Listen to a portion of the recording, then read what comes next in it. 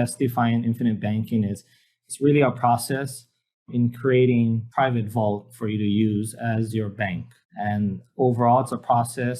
The vehicle that it uses is whole life insurance, and it's dividend paying whole life insurance is the product of choice that I specifically like for multiple reasons that we'll go over.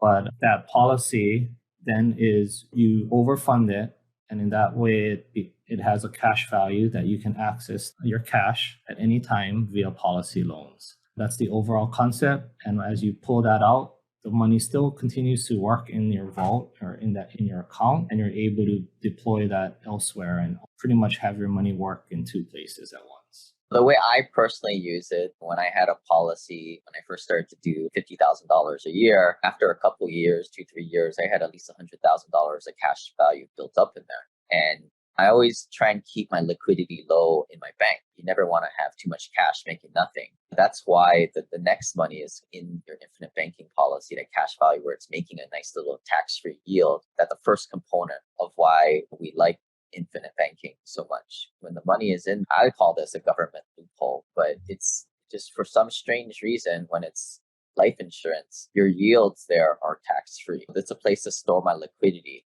And then when I need to go into a deal or two and I need to drain that liquidity, I have it. But at least it's not sitting in my normal checking account, savings account, not doing anything. The guaranteed growth, the use of whole life insurance, it has a guaranteed aspect of it. Current gross rate of that is 4%.